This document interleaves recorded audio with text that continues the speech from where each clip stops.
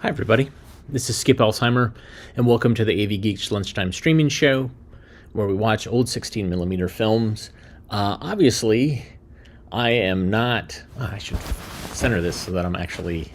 It's like I'm sitting in a throne. I'm not actually at the archive today. I'm at EMEA, which is the Association of Moving Image Archivists Conference in Pittsburgh, Pennsylvania.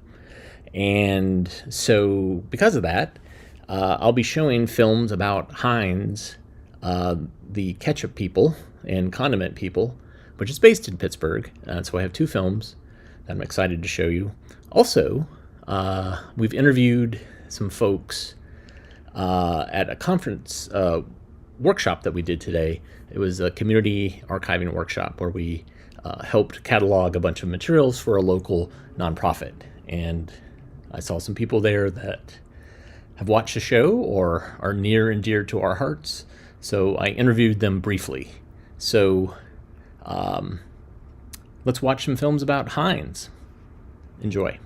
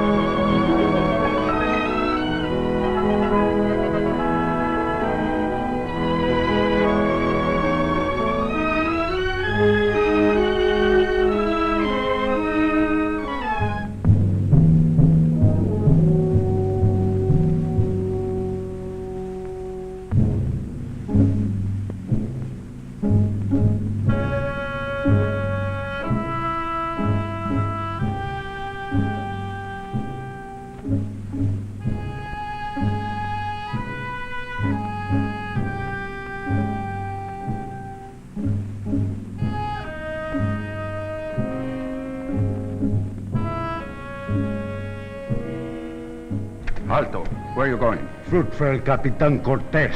I take it. No. Give me no one enters. No. El Capitan. I give it to no one but El Capitan. Let him in. Set it there. Guard, bring me my machete. See me, Capitan. Oh, so sorry.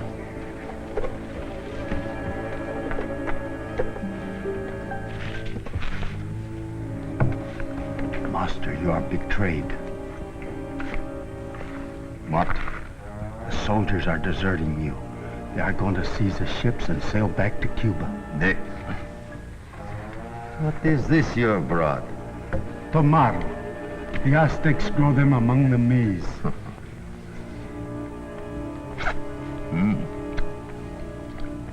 Juicy. And has a right agreeable taste.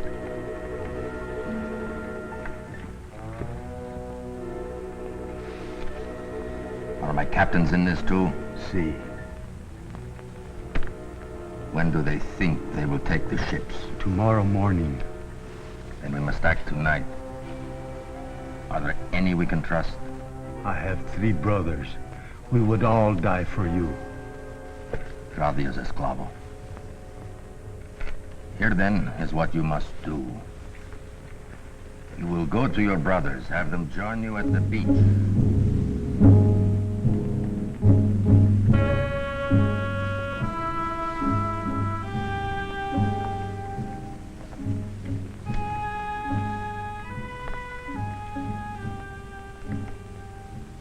My captains.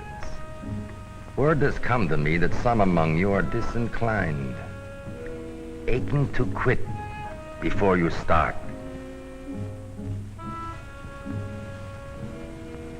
Well, Rodrigo? Our captain knows we're outnumbered. 1 against 10,000. We're not afraid to die.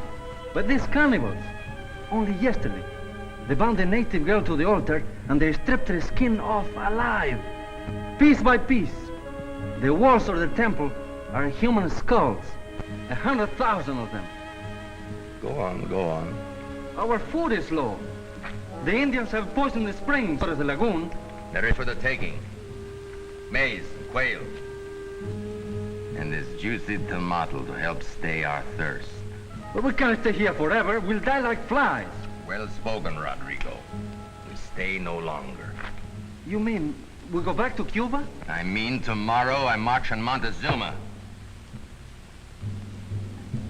Those who wish may follow. The rest are free to do as they please. You will let them take ships? As many as they want. What was that? Like it's coming from the beach.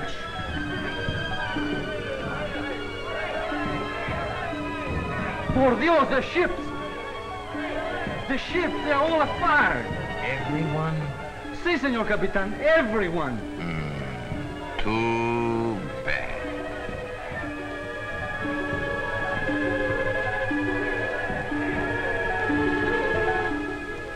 I think maybe I have company to Montezuma after all.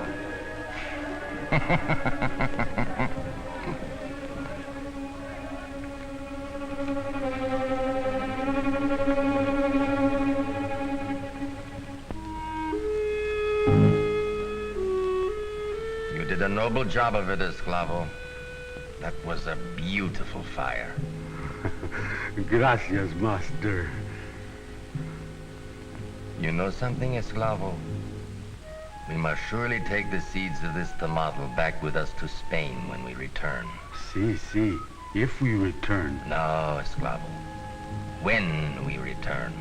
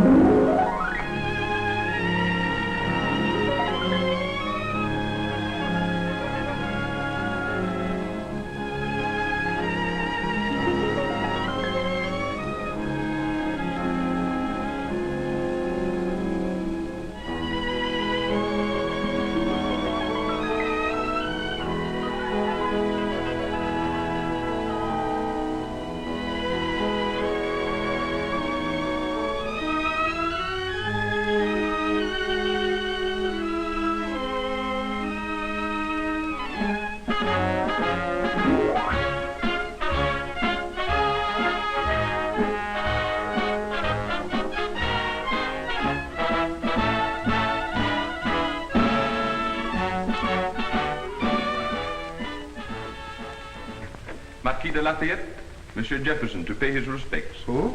Monsieur Thomas Jefferson, the new minister from America. Oh, yes, most certainly. Monsieur, enter, please. Monsieur le Marquis. Welcome, my friend. Welcome. Oh, your arm. Oh, merely a sprain. Oh, please, sit down. Thank you. Tell me, how is General Washington? Busy as a beaver with plans for the Constitutional Convention. That is why they need Benjamin Franklin. We are sorry to lose Monsieur Franklin, but glad you replace him. I succeed, Mr. Franklin. No one can replace him. But I came to ask directions to Turin. Turin, Italy? Yes. My doctor suggests a brief vacation while my arm heals. And I thought it a good time to review farming conditions there. Farming? You? Yes, I guess I'm still a farmer at heart. You should see my farm in Monticello now. But it is the future of America of which I am thinking. And I owe it to my fellow farmers to take them back all the information that I can. And I hear such glowing accounts of the tomatoes in Turin and the Piedmont rice. Tomatoes? Oh, I believe you call them love apples. Oh, those. Export of a single... For a few grains of rice? Why, that's restraint of free trade. Tell that to them in Turin. I will.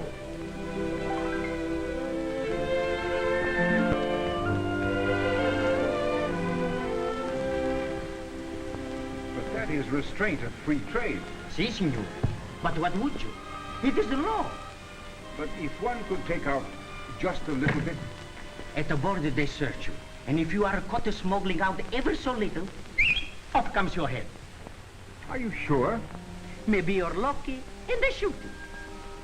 No, signore. You had better content yourself with the love apples. They help you to make love. They excite the grand passion. What good is love if you're dead? Yes, I see. I won't take the one without the other. Well, maybe I could take 2 small six through the Apennine and my donkey for Tollie Agreed. in advance. Oh, certainly.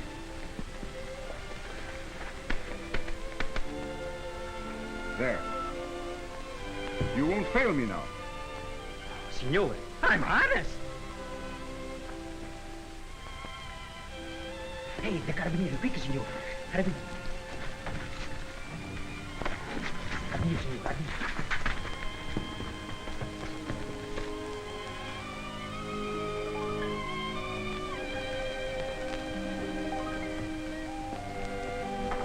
Just 1 minute, my little pig. Please, I'm honest. And I can prove it. The foreigner, he tried to bribe me with 2 lire to smuggle rice through the mountains. So, And I refused. course. Give me the 2 lira. What? The 2 lira. But I only took it to teach him a lesson. I swear it. Now be gone, or I'll teach you a lesson.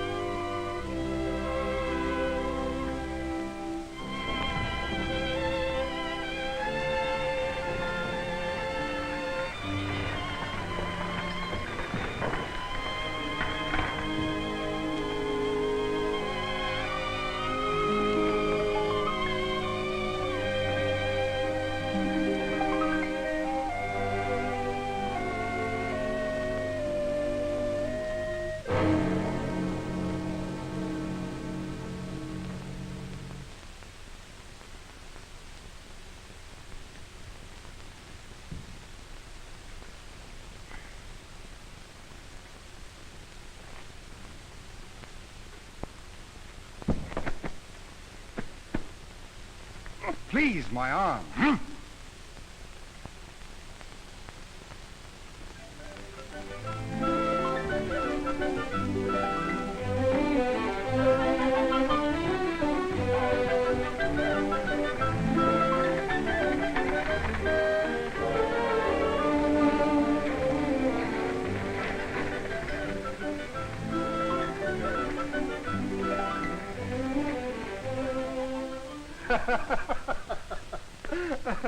I told you the trip would be fruitless. But it wasn't.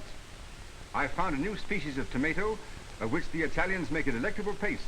And their rice is just what we need for the Carolinas. Yes, yes. Too bad you couldn't get any of it out of the country. But I did. What? I thought you said they searched you with special care. They did. Everywhere but in the bandage of my sprained arm, which is long since well. Look. Comme diable!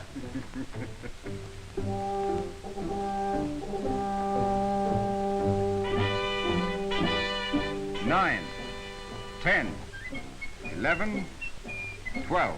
There you are, Jonathan. A round dozen of each. Thank you, Tom. Sorry I couldn't bring more, but we'll make them go as far as they will. 12 rice seeds and 12 tomato seeds to each of you as long as they last. What the tarnation use is these tomatoes? Good use, Jonathan. Why, the old Aztecs ate them for centuries, and the Italians are eating them now. And there are folks up in Salem and down in New Orleans eating them. We eat them at Monticello, and I'll wager that after you've raised them, your folks will be eating them too. 9, 10, 11, 12. Thank you, Tom. You're welcome, Giles. All I ask is that all you farmers give them your best care. Rice can be one of our greatest food crops in the southern states, but tomatoes may come to be grown in all our states.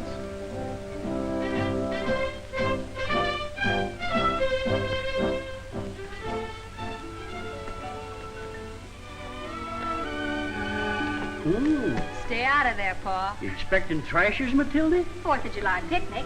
Yes, going to all this trouble for a farm hand. Oh, now, Ma, when you could have had that nice city fella from Columbus. What, that dude?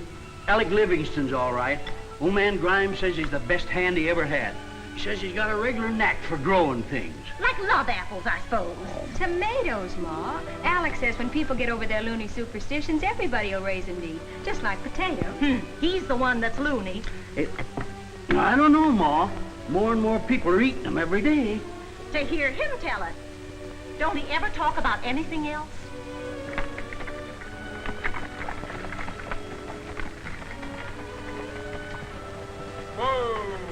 There he is now. Where's the picnic at? Buckeye Lake. Oh. If you ever get there. Wouldn't surprise me if you spend the day in a tomato patch. Oh, Ma.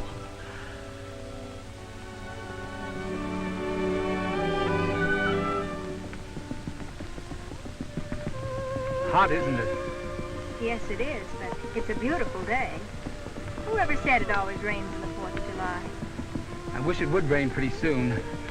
Well, I'm trying out a new kind of tomato. It ought to have more moisture. Oh. Want to stop by and see him a minute? Oh, I'd love to. Get out!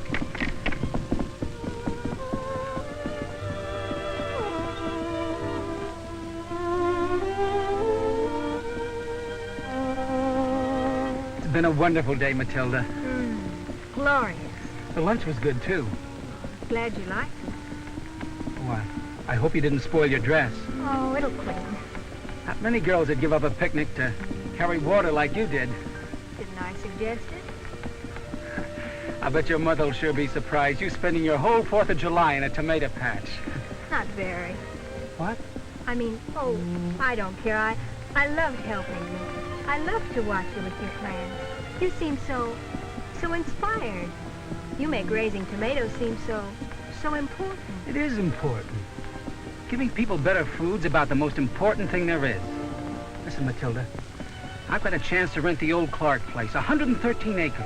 I can raise enough other stuff to live on and plant the rest in tomatoes, developing bigger and better ones than there ever was before. In time, sell the seed. Well, I mean, I could if you'd help me, if... Would you marry me, Matilda?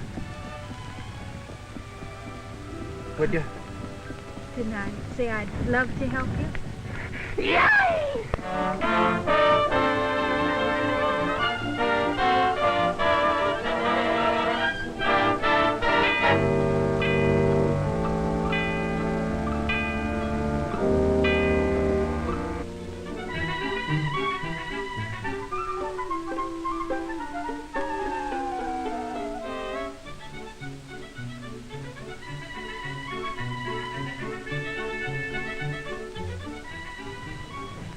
They look awfully nice. Wait till you see them next year. We'll pick just the best ones for seed. Then the next year, just the best of them. And pretty soon we'll have them all big and round and smooth without these creases. You're a remarkable man, Alex. Aw, How long will it take? a few years. Not many, you'll see.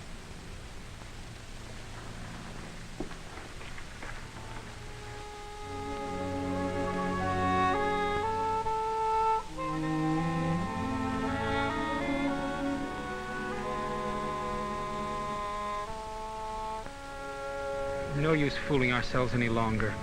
I'm a failure. No, you're not. It's been 15 years. But some of them look better than ever, don't you think? Only a few. And I was so sure 15 years ago. Every year we took only the best fruit for seed. But every year they came up the same. Some good, some bad. Most of them just middling.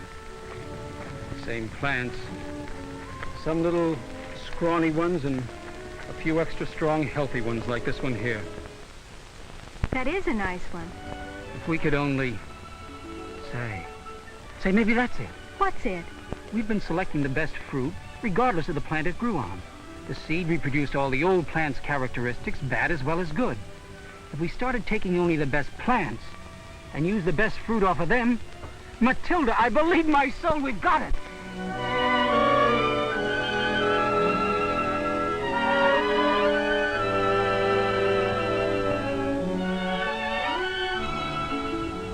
Yes, gentlemen.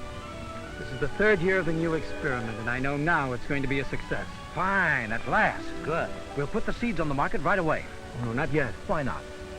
Well, I want a few more years to make absolutely sure. You've already been at it for 18 years. Yes, and I'll be at it 18 years more if it takes that long. I'll let you know when the seeds are ready.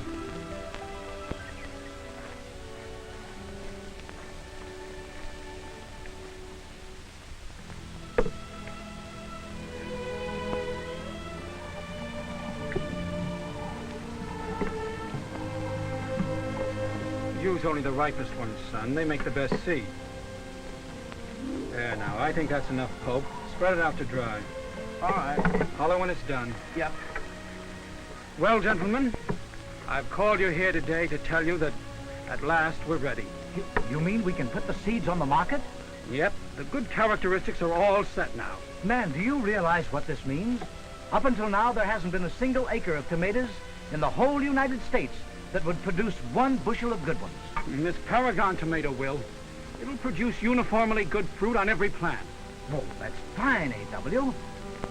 You know, all these years I thought I'd be tickled to death when this job was finished, but now, doggone it, if I ain't a little bit sorry it's over. It's not over, A.W. What? I thought this tomato business was a fad, but it's not. More and more people are planting them all the time. Now they'd like an earlier tomato. And what's more, some of the big food preservers have taken it up, like H.J. Heniz over in Pittsburgh. They want fewer seeds. Fine. You mean you'll undertake these further varieties? I certainly will. Do you have any idea how long that will take? Hey, Pop! Give me another 10 years and I'll produce a tomato that'll tickle even H.J. Heniz himself. Mrs. Livingston, your husband is a remarkable man. I could have told you that years ago.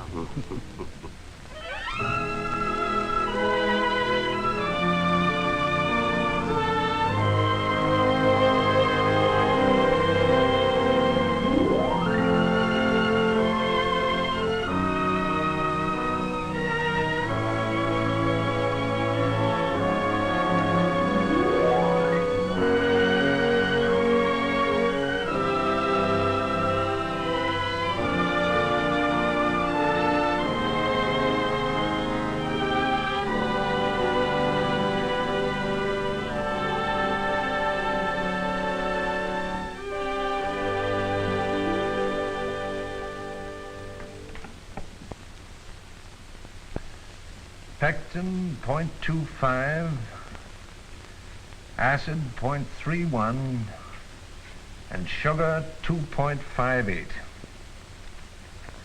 That's Feeney. Everyone.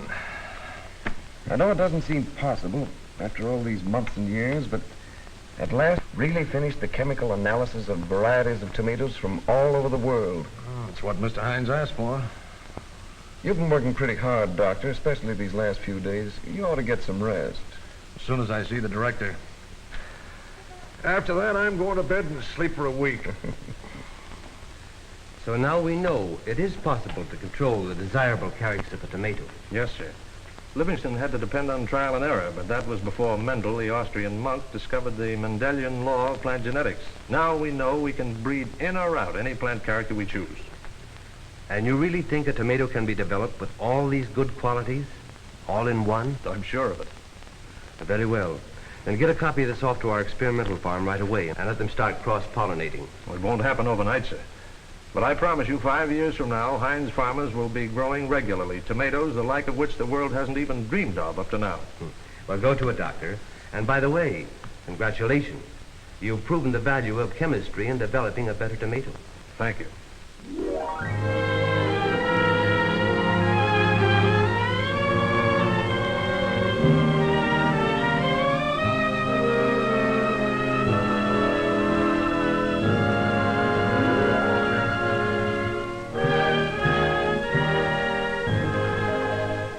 Before we enter into this contract with you, Mr. Corey, I want to tell you a little about what it means to grow tomatoes for Heniz.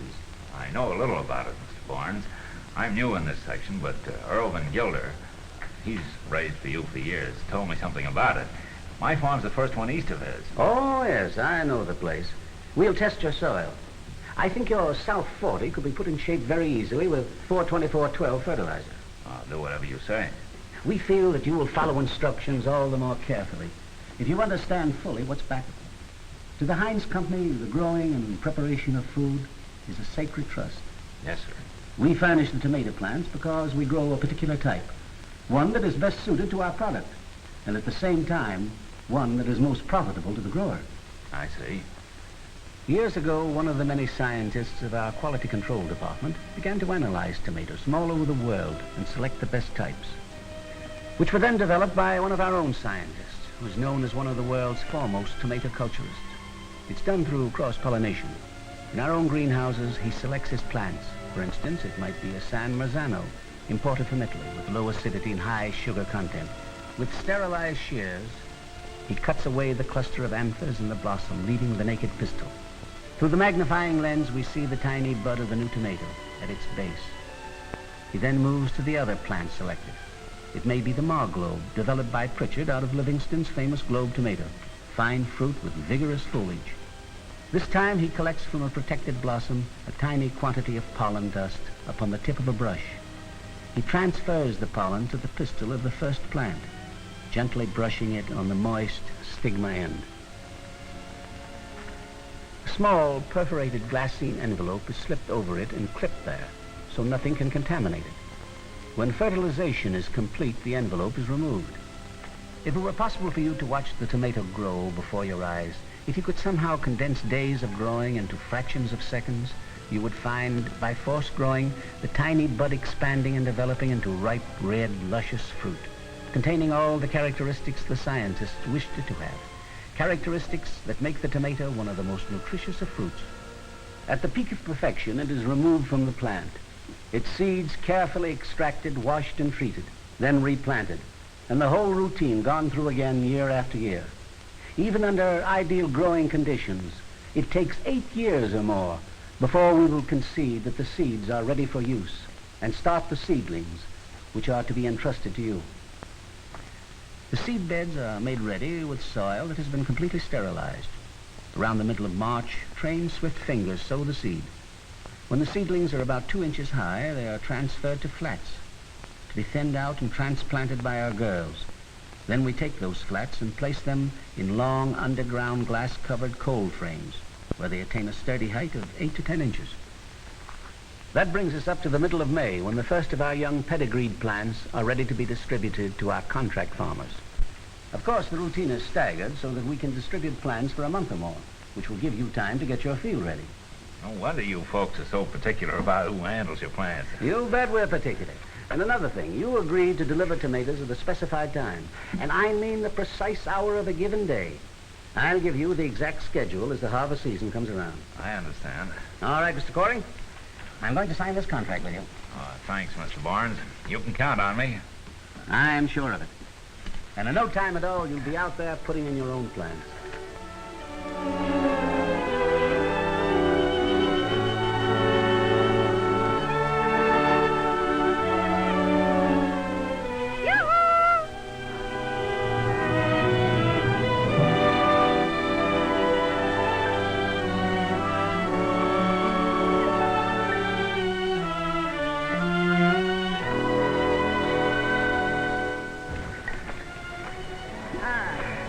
Maybe you'd like some cold tomato juice. Thanks, honey. Enough there for the boys, too? Plenty. How are you getting along? Wonderful. The ground's in great shape, and the plants are perfect. You know, if we can have a good crop this year, Heniz will take us on steady. That'll give us a cash crop every year at a guaranteed price. It'll be all right.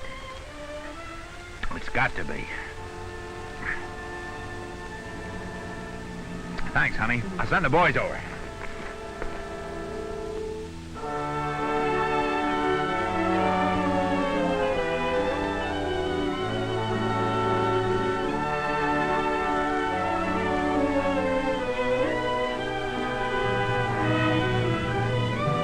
Well, so long, Eddie.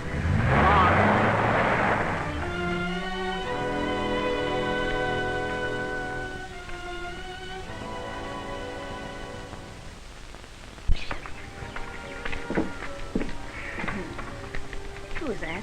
The Heniz man out checking the crop. What'd he say? Everything's swell. Swell.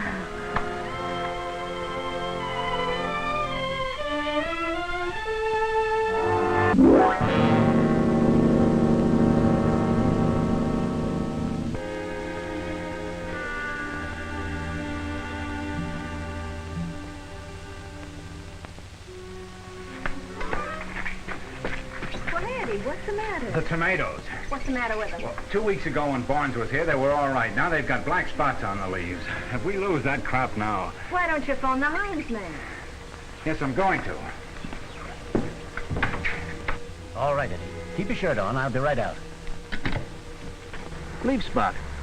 Comes in warm, damp weather, like mildew on your wife's roses sometimes. Is it bad? Yes, some. It kills the leaf that feeds the fruit. But you've caught it in time. If you dust the whole field right away. Well, how am I going to dust 40 acres right away? Well, there is one way.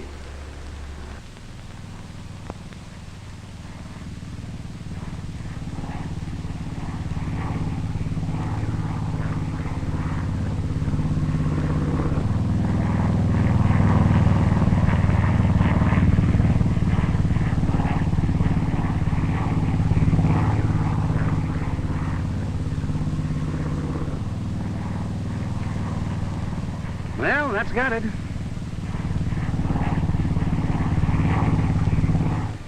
it all right now? Yeah, everything's going to be okay. We caught it just in time. Oh, Eddie, I'm so thankful. Maybe you think I'm not. Oh, say, Eddie, Mrs. Van Gilder was telling me this morning she works at the local Heniz plant during canning season. She does? Mm-hmm. Lots of the women do. Look forward to it every year. Gives them extra money. And the Heniz people like it because they're all accustomed to preparing food in their homes. Sounds all right. I was thinking, I'd kind of like to... Huh? It's only 6 weeks out of the year. Mrs. Van says she thinks she can get me on in place of Mrs. Hogendubler, who moved away. Well, you think you really want to? Well, then we could buy the furniture for the spare room. I think it'd be fun. Okay. Looks to me like we're getting to be a regular partner of Heniz.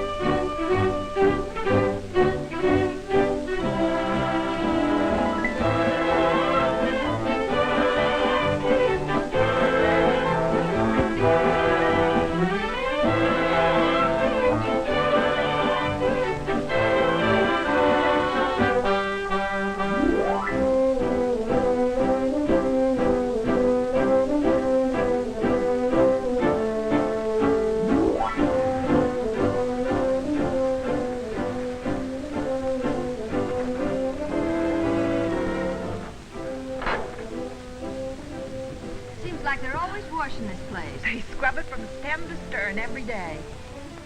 The government inspectors are taking their places on the platform. That means that trucks will soon be rolling up. We'd better get started. This is a busy day for us. Eddie's crop's due today at the plant at 2 o'clock.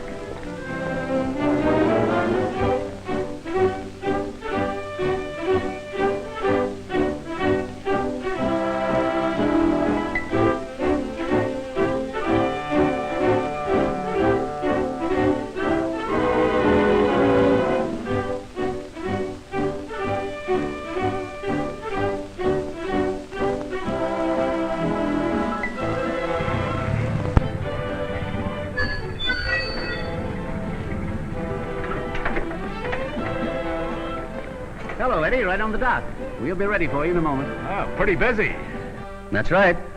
That's why we have the tomatoes delivered on schedule. This way, neither the farmers nor the tomatoes have to stand around for hours parboiling in the sun.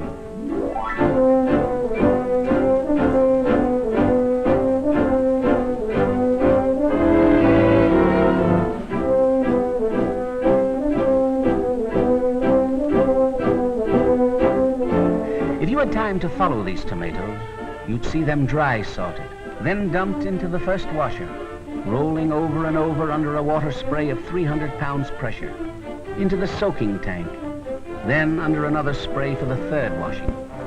Next onto a moving belt where girls on either side pare and trim as necessary. This is the last time the tomatoes are touched by human hands. After this, they go through their fourth washing, thence to the scalder and pulping machine to remove pulp, seeds and skin. After which they are pumped through glass-lined pipes to the kitchens for cooking. From here, they are piped to the bottling room. The bottles come out of the sterilizer, glide along the conveyor to the filler, then on to the capper. From here, they move through the cooler to the labeling section, and there you are. This morning, those ripe red, luscious tomatoes were growing in your field. This afternoon, they're Heinz ketchup or chili sauce or Heinz soup or tomato juice, as the case may be. Wow, talk about fresh. That's the idea. Now let's have a look at your tomatoes.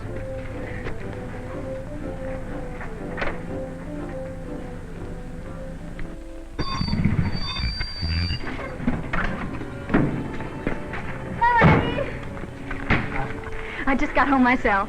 How was everything? Here, Mrs. Edson Corey, is the check for the tomatoes. Oh. And here is the contract for next year. Oh. Honey, we're on our way. Isn't it wonderful? Yes, it is kind of wonderful. Us being a grower, putting things in the ground and watching them grow, working for a company like Heinz, makes you sort of feel as if you were part of something big. Something that's been going on for a long time. Ever since Eden, I guess. Giving the world better food. Making it more fun to be alive.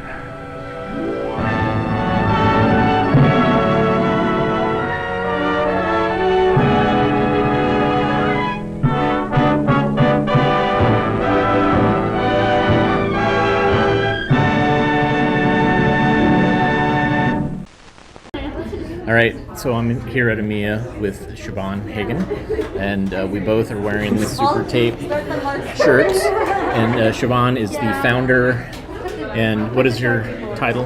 I'm just going to go with founder, you know. Of Marmia? Cheerleader, yes. And you can get these awesome shirts from Marmia. Also some Umatic label. Yes, we've got the Umatic. We actually have two Umatic t-shirts. One that just is like 1971, the year of Umatic. Then we have one of my favorite like sunset sort of Astros 70s baseball kind of look of a gradient Umatic. Yeah, that's good. How thick is that print? Because I don't want to chafe my nipples. Oh, that's tough. Yeah, I haven't. It's like made to order. Okay. I don't know. All right. Anyways, if it's anything like this, it's nice and soft. So to go to buy them, marmia.org? Marmia.org, and then if you go to support us, I think, and then we have a shop on bonfire.com where they make the shirts for us So today, and give us money for it. Today we're watching films about Heinz products. Do you have a favorite Heinz product? Ketchup. Ketchup. All right, sweet. Yeah. So go visit marmia.org. Yes, thank you. And thanks for the shirt. Yeah. All right, awesome.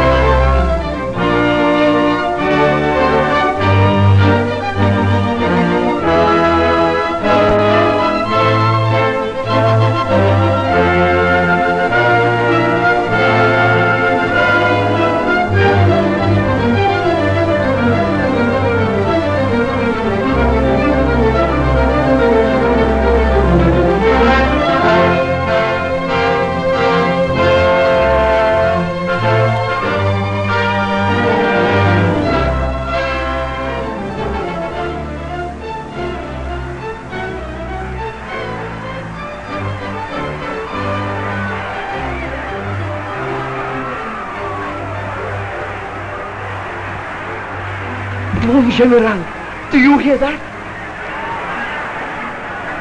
The city has gone mad. The people are beside themselves with joy.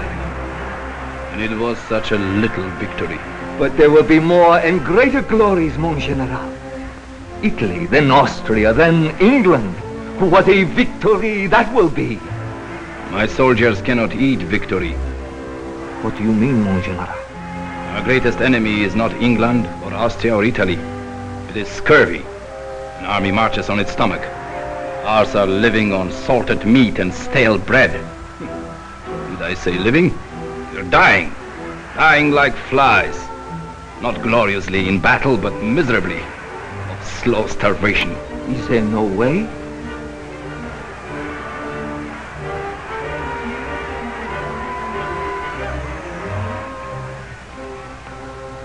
There must be some way to preserve fresh food on the march. Junot will ask the Directory to issue a call to all patriots. The man who will find a way to keep food fresh and wholesome over long periods. A grateful nation should reward him well. Yes, Mon General.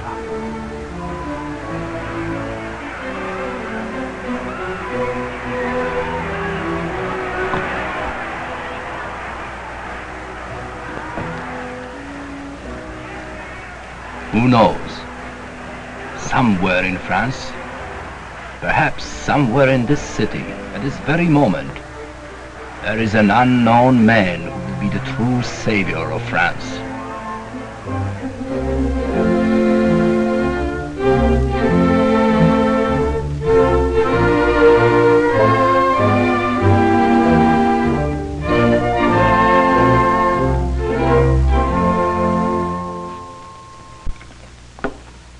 Nicola, it is late. Huh? What? Oh, you will kill yourself. All day long in the shop, all night long in the kitchen. Look, Mama, my new bottles. Those others, too small in the neck.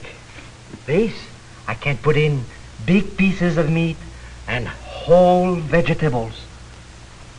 Oh, you have put so much in that one, it is running over. That's to get the air all out of it, Mama.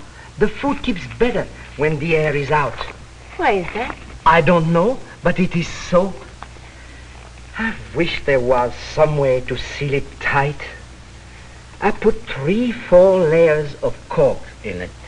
I turn them against the grain. I cover them with parchment. I do the best I can. But when the air gets in, the food is all spoiled. There. Now, this time, I'll cook this 1 hour and 10 minutes.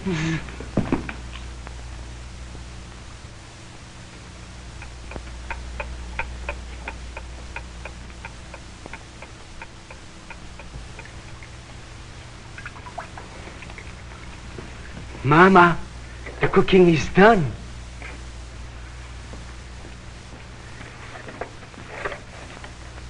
Oh, it is too bad, Nicola. It is the glass bottles. When the fire is too hot, the bottles break. When it isn't hot enough, the food spoils. Oh, well, I try it again tomorrow.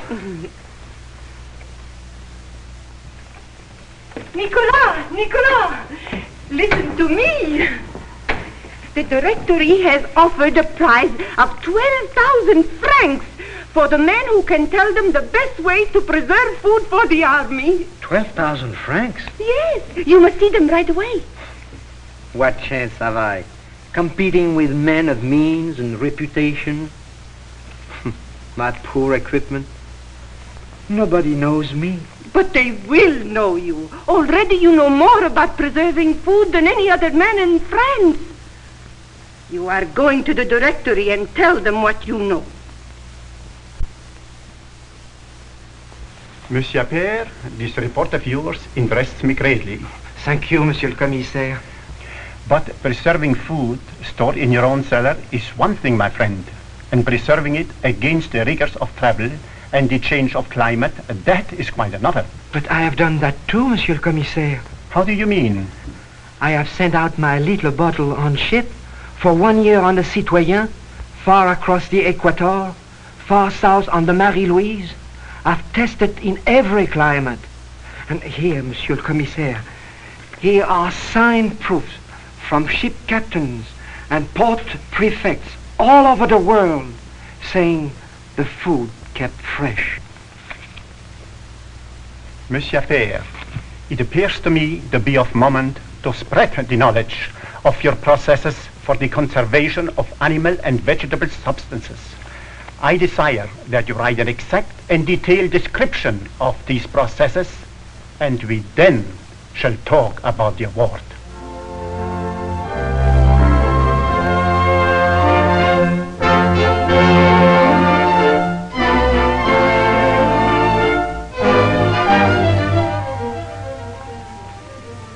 Citizen Appert, this payment is long delayed.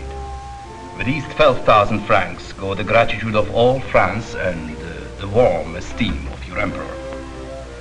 You've made a contribution to life, not only for our armies and navies, but for our citizenry as a whole. There will come a time when the whole world will bless the name of Appert.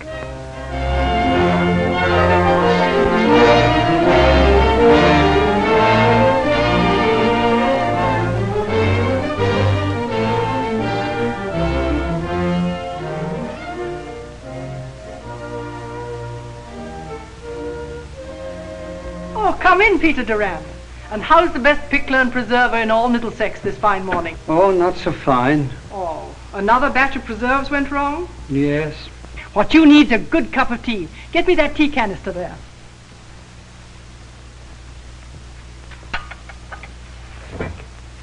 You know, I could do with a bit of steaming myself. I don't know what's the trouble. That Frenchman Appert has done wonders in the preserving line, but he admits himself there's more than a bit of luck to keeping food. It's so hard to get the bottles airtight, and then, like as not, they break. Cooking. It's too bad there isn't something else you could put up the food in. Oh, I've thought of that. I've experimented with all kinds of glass. I've even tried earthen pots. Now, if I could only find something that would stand the heat, like your tin kettle there, only shaped more like this canister.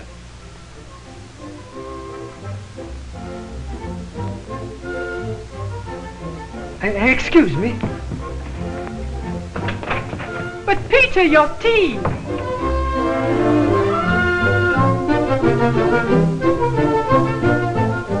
Jeremy, can you make a tin canister? A what, sir? Like this tea canister, only of tin metal. Well, it's never been done before, as far as I know, sir. But there's always a first time for everything. And as I always says, why not? I reckon so. All right, let's have at it.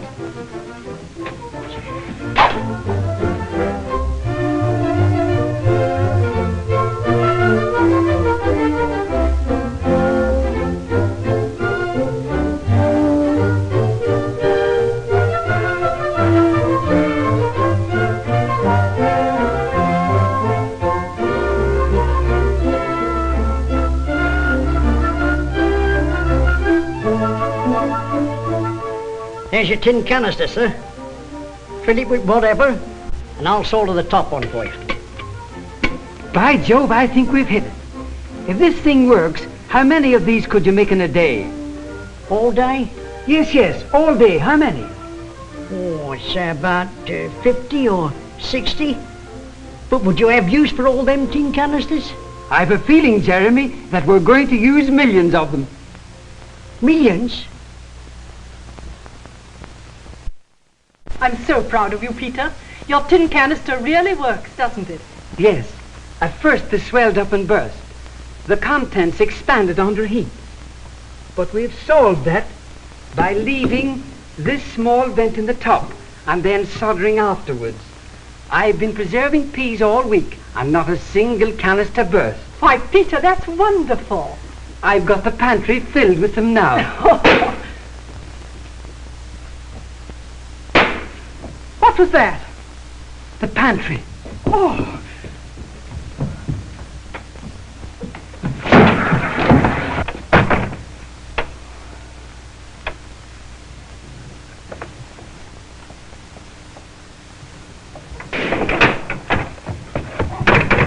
The peas. They're exploding right in the canisters. but why is that? I wish somebody'd tell me. Oh.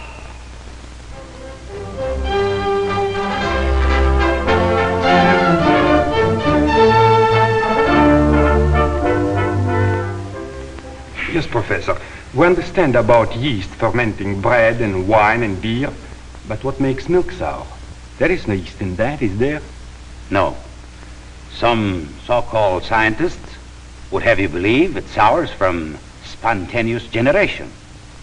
But I am convinced that the ferment of milk is just another plant, much like yeast, bacteria.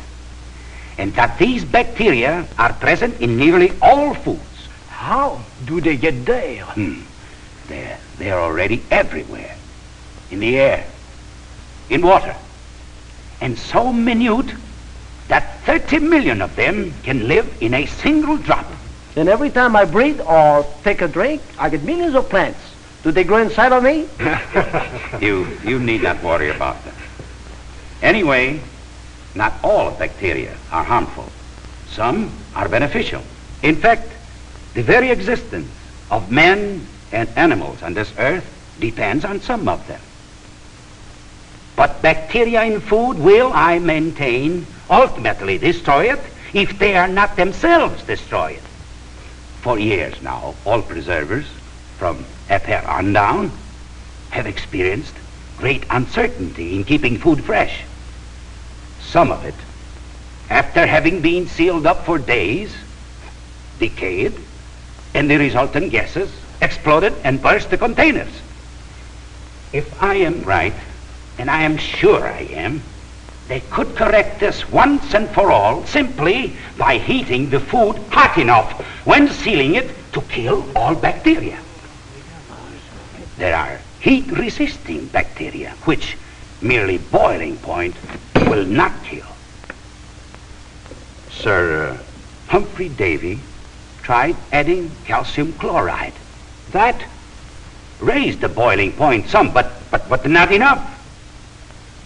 Cooking in a closed chamber with steam pressure will do it.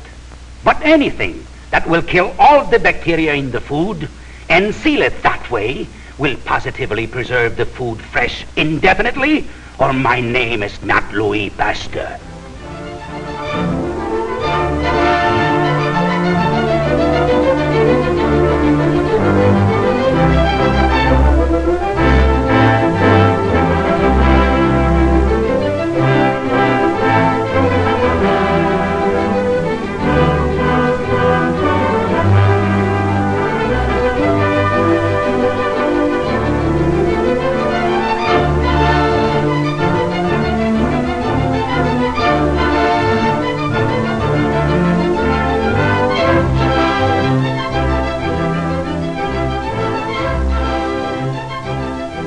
Good coffee, sir. It's always good at the St. Charles, sir. Isn't it? Pardon me, sirs.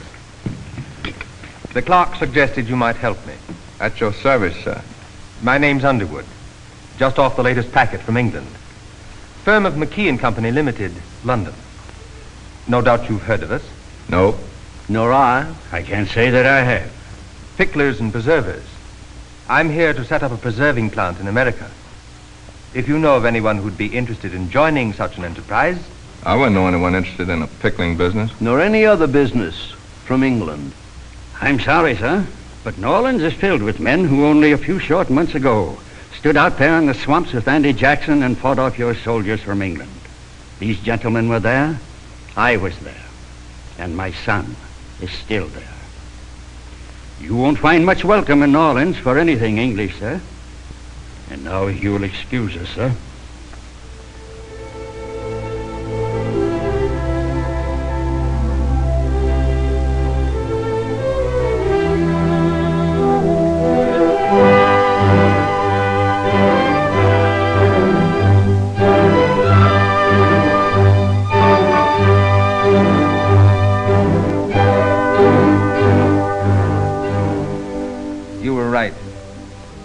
can do nothing in New Orleans. I leave tomorrow for Baltimore in your state of Maryland. I understand there is the center of American population. What, sir? Between here and there is a vast and bloody wilderness. Savage Indians and renegade white men. The old man could never get through alive. You had best return to England, sir. My passage money has been long since spent. I can't walk to England, hence I must perforce walk to Baltimore.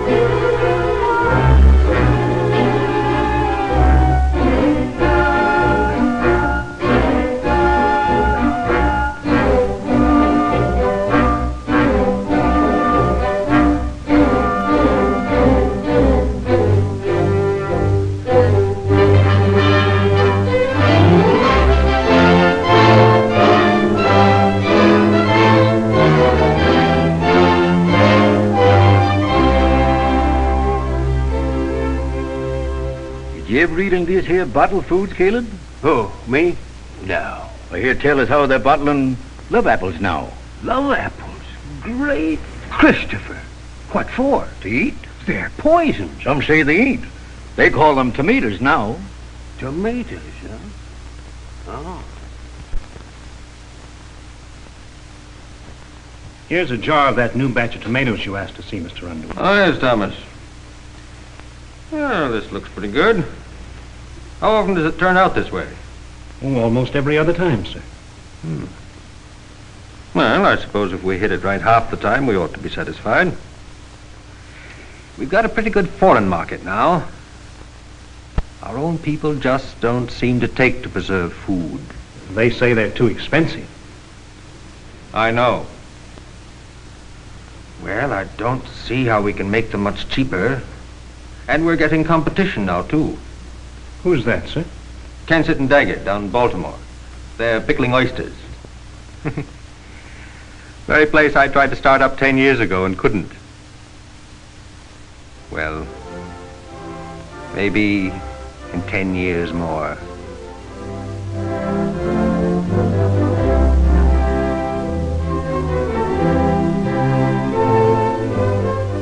Now, let me see, where was I? Oh, yes. Our industry is still a puny infant, though more and more preserved food firms seem to be entering the field all the time. Unfortunately, the uncertainty of preserved foods even yet, plus the prices we have to charge for them, keeps our domestic trade scattered and small.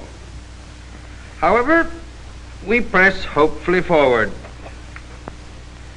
Within the month, we have adopted the English invention of the tin vessel. Tin canisters, they're called. What is this, Mr. Henley? What? This word at the top of the column. C-A-N-S. Oh, that's an abbreviation used by our bookkeepers for canisters. Tin canisters was too long for their columns, so they cut it down to tin cans. Tin can. Make a correction in that last sentence I gave you. We have adopted the English tin canisters. Only Americans call them tin cans.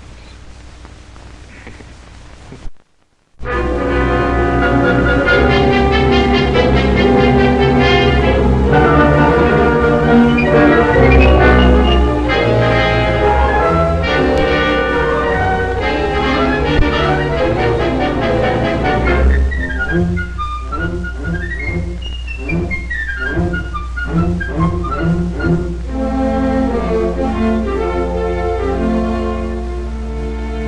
go more of our Massachusetts boys. And there'll be boys from the Carolinas, from the other states, both north and south. Oh, why must such things be? But they all must be fed. This preserved food business was started by one war. Now it will be enlarged by another. Underwood and Company, Barker and Jones of Maine, Duckwall out in Ohio, and packers like us in the South, Isaac Solomon of Baltimore, McMenamin and Company of Virginia, and all the rest will be working full blast. And if that Frenchman, Pasteur, is right in his theory about bacteria, well, then this canning business ought to take a new lease on life. But after the conflict was over, canned foods again encountered public indifference. They were still too expensive and of uncertain quality. Then, in 1869, there appeared on the horizon a new figure in the canning field.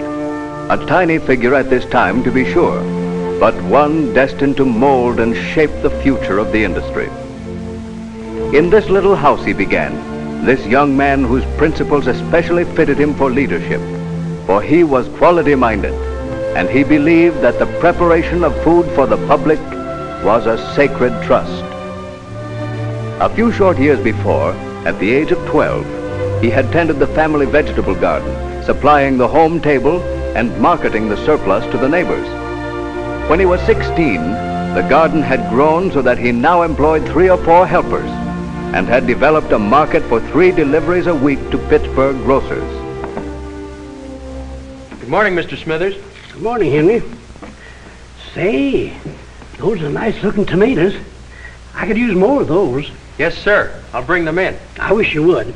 I'm busy and all get out here sorting. A grocer has to spend a lot of time sorting over his green stuff every day, doesn't he? You blame much time, but you got to do it. What would it be worth to you, Mr. Smithers, to have all your vegetables sorted for you, and only the best brought in? Well, it'd be worth considerable. Aside from saving on my time, I'd be willing to pay a little bit more in order to get the top grade. Thank you, Mr. Smithers. That's what you're going to get from Henry Hines from now on. Only the top grade. Say, that's fine. By the way, Mr. Smithers, what's in those green bottles over there on the shelf? That's horseradish. But why do they put it in green bottles? So it won't show the turnips in it, I reckon. Say, Mr. Smithers, could you use a pure grated horseradish put up with vinegar, without turnips or anything else like that, and packed in clear glass bottles? Then people could see what they're getting and know they're getting the real thing. Yes, sir, Henry Hines. People would want that kind of horseradish. And right then and there was the order taken for the first Heinz product. And that was the beginning of the 2 fundamental principles in the Heinz business. First, that quality and uniformity without adulteration or artificial preservatives command a premium. And second, that the only way to run such a business was to make the product the best he knew how, at the lowest possible cost consistent with quality, and to charge a reasonable fee for his services. It was at this desk that the founder of the company handled his first books. In 1869, the earnest young pioneer was 25 years old. This is my goal, to do a common thing uncommonly well, to bring home cooking standards into canned foods, making them so altogether wholesome and delicious, and at the same time so reasonable in price that people everywhere will not only welcome them, but will find that they can afford to enjoy them in abundance, not only in the United States, but throughout the world. The world shall be my field. H. J. Hines, Young Heinz at his desk retained the vivid memory picture of the typical spick and span kitchens he had known as a boy. The housewife of his day may never have heard of counting calories or adding vitamins, but she did know how to prepare foods to retain their full, rich goodness. And young Heinz knew it was achieved with perfect sun-ripened fruit and garden-fresh vegetables combined under the cleanest conditions with the finest meat and dairy products, with generous use of butter, cream, and eggs, cooked fresh daily and in small quantities. That is why the cooking in the great Heinz kitchens is done in comparatively small quantities. That is why only the best in fruits, vegetables, and meats and all other ingredients, with the same generous use of rich golden butter and good thick cream, like the best home cooks use, are prepared under the most immaculate and healthful conditions. And has it been realized, this dream of service by this young man? H.J. Heinz Company, under the leadership of Henry J. Heinz himself, assisted by his young son Howard Heinz and Sebastian Muller, vice president of the company, was one of the chief crusaders for a pure food law, along with Dr. Harvey W. Wiley, then of the United States Department of Agriculture. Use of artificial preservatives and coloring was opposed. As a result of this crusade, the first pure food law was enacted in 1906. President Theodore Roosevelt took great interest in this protective measure, and after its enactment, Howard Heinz called on him at the White House in regard to the use of benzoate of soda, which the law still permitted. You realize, I suppose, what the strict enforcement of this law you helped to enact is going to do to your business? You will have to disclose the use of benzoate of soda and artificial coloring. But we don't use either, sir. Well, whatever it is you use to preserve foods, you'll be forced to divulge secret formulas. We have no secret formulas. We just work on the principle my father established. If you have good food, cooked properly and in clean kitchens, you do not need artificial preservatives or coloring. That's our formula, Mr. President, and we'll be glad to tell it to anybody. Bully for you. I congratulate you on the preparation of your products by such advanced methods. H.J. Heinz Company not only assumed leadership in the movement to enact pure food laws, but also conducted an educational campaign through the newspapers to show the necessity for the law's enforcement. Within a few years, practically all use of benzoate of soda was abandoned by food manufacturers. Heinz leadership for pure foods was a great boon to the public. Today, how pleased must be the shades of Appert and Pasteur to see the research in the preservation of food they started being so ceaselessly carried on in the various Heinz experimental labs. In the famous Mellon Institute, with which the House of Heinz is so closely linked, and where many new Heinz products find their inception through participating fellowships whereby Heinz scientists contribute to continuous research in food. In the Quality Control Department, where, in contrast to the uncertainty of those early canners, Heinz scientists see to it that every batch of every one of the 57 varieties is at its constant, uniform best. In the experimental kitchen, where master chefs from this country and abroad are forever trying this and that to see if they can possibly improve the taste. And last but not least, the Home Economics Department, where skilled home economists continually experiment to find new, healthful, tasty ways to serve preserved foods, a boon to modern housewives. Not only did H.J. Heinz study the exploits of Appert and Pasteur and build upon them, but can you imagine how Peter Durand's eyes would bulge if he could see his production of 60 cans for a whole day stepped up by Heinz to 2,000 cans in a single minute in one factory alone?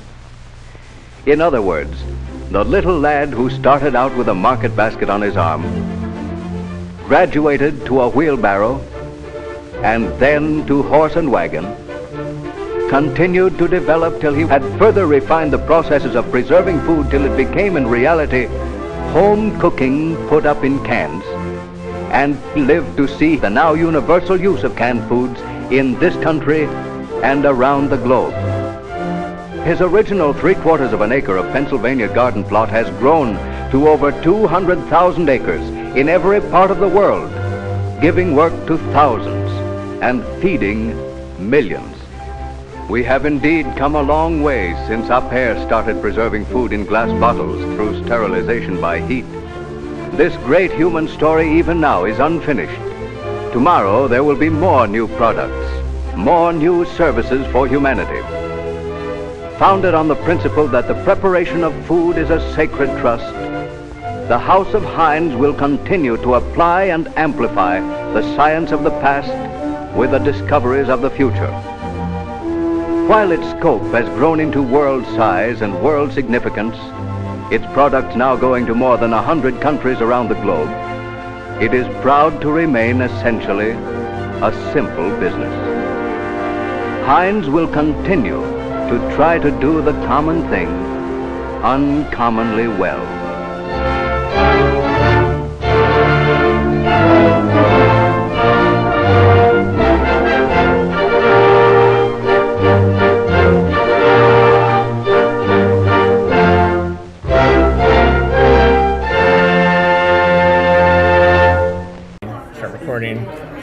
All right, I'm here at the Community Archiving Workshop with Stephen Heniz. Stephen, you actually watched our show on Facebook, is that right? Yeah, usually on Facebook, back when it was on Facebook. Yeah, I mean, I linked to it, but Facebook has been a big pain with me recently, so... Pain for everybody. Because of some Soviet films that I showed. Anyways, so you have a collection of 16, correct? Yeah, that's right. And you do screenings here under what name? Flea market films, mostly, but also we've got a new thing going this year, Pittsburgh Sound and Image, Sound plus Image. Nice. So you can look for what I'm up to under those. All right, and so today we're showing films about Heniz, and do you have a particular favorite condiment? I have like 3 different ones here to choose from. When I was a kid, I was way into ketchup. I'm kind of not so... I mean, I'll use ketchup occasionally, but I'm not... I love mustard. Give me a hot dog, just put some mustard on it. How does this compare to, say, your French's mustard? I'm usually more of a brown mustard. Or yeah, me like too. A Dijon. Yeah, I get it. And then what about mayonnaise? Has mayonnaise made its way into your life yet? I mean, maybe occasionally here and there, but I'm not too huge on. And you said you collected some Heniz films from Canada? Right. Yeah, somebody on the 16 millimeter film collectors, Danny Bailey. I'll give a shout out to him. He posted like 2 years ago, and it was in 2020 because everything was still shut down. A collection in Canada for sale, and I said, "This is Pittsburgh programming gold. I need to bring this to Pittsburgh," and so I bought it from him. But the thing was, the border was closed for like another 6 months or something, so I had to wait. And then finally wait for the border to reopen. Wow. So yeah, went up to Canada and got the... I have never actually driven into another country to collect films. I have gotten films from another country. And actually, no, I take that back. I did when I was in Albania. I did get some films in Albania that I snuck back in my suitcase. But yeah, to actually drive, that's pretty amazing. It was great. It was a good experience, and I'm thrilled with the films. I've dropped a few in the shows here and there.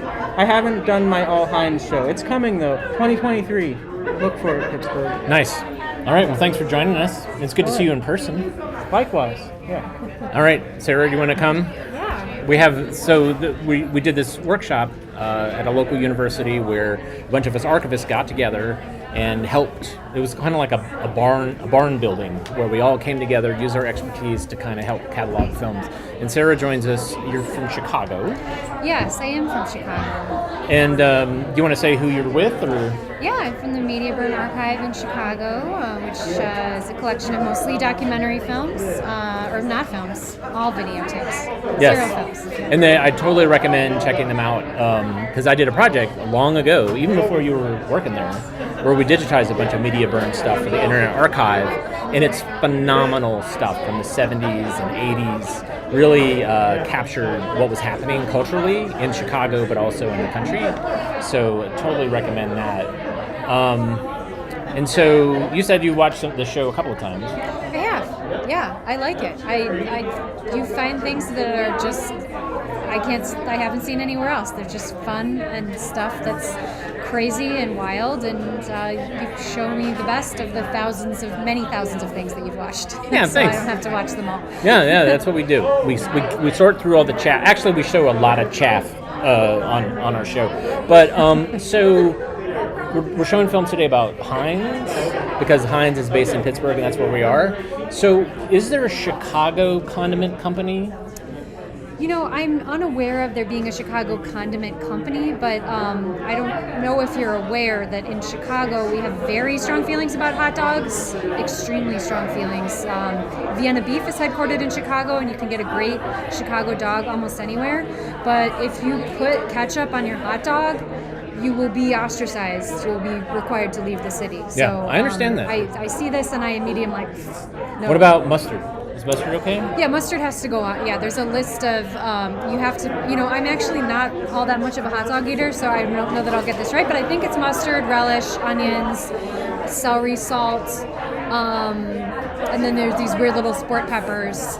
I don't think I'm forgetting anything. Yeah. We call it running it through the garden, I think I've heard. This is how Chicagoans get their vegetables, because there's all those great vegetables on it. All those pickled it's vegetables. It's a complete healthy meal, yes. Nice. All right, so is it mediaburn.org? It is, mediaburn.org. And you have videos up there? Yeah, we've got... I totally 5,000 recommend videos. checking it out. It's and especially if you watch PBS in the 80s, because a lot of that material I saw when I was in North Carolina on PBS. And it's great to watch it again and kind of realize, and remember what was happening culturally at that time, because you talk about everything, about food, you talk about work, you talk about sports, all these things that are just kind of interesting from that time period. So totally recommend that. Thanks so much, Sarah. Thank you.